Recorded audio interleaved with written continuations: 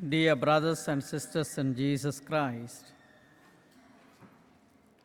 as we heard from the Gospel today, Jesus saying, "You are the salt of the earth, you are the light of the world." Jesus does not say, "You should become salt or try to be light." He says, "You are."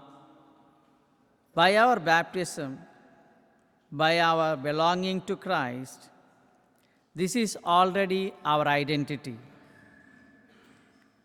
We are a sign of God's kingdom on earth, a living presence of God in our families, our communities, and the world.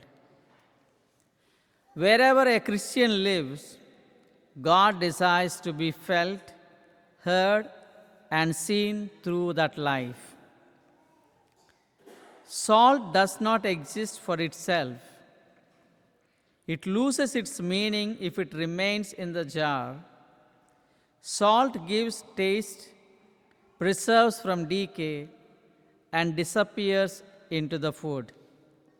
In the same way, a Christian life that remains closed in on itself, only in church, only in prayers, only in words, loses its flavor.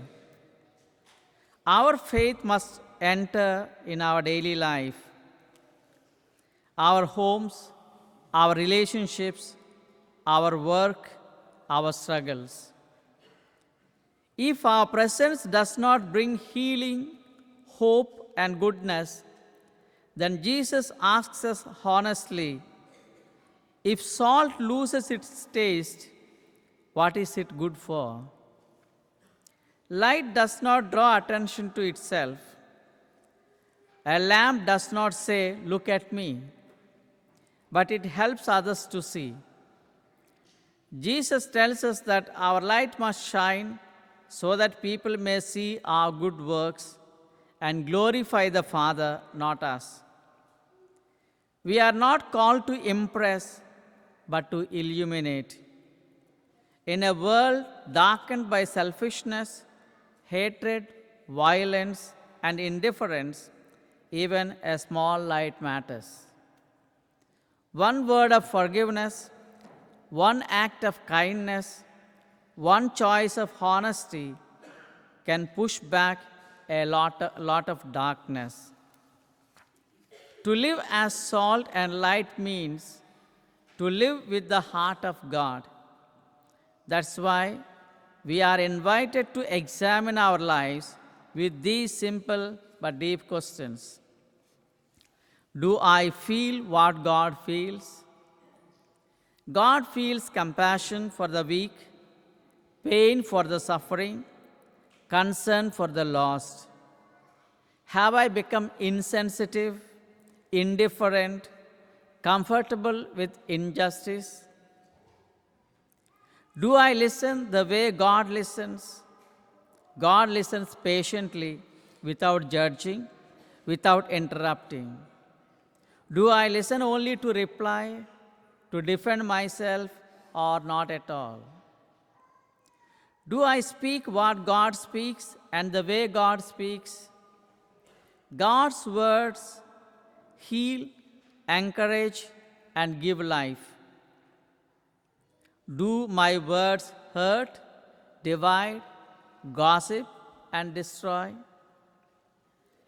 Do I act as God acts and do what God does? God serves, forgives, and gives second chance. Do I act only for my benefit, my convenience, and my comfort? A man once complained to a priest, "Father, I go to Mass every Sunday. I pray. But I don't see any change in my life." The priest quietly took a cup of water and added a spoon of salt, stirred it, and asked the man to taste it.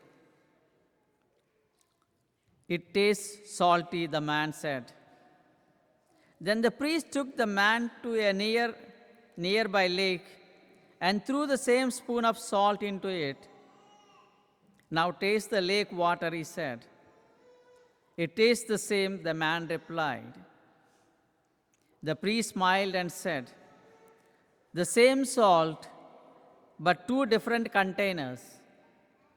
When your life is small and closed, faith tastes strong and sometimes uncomfortable.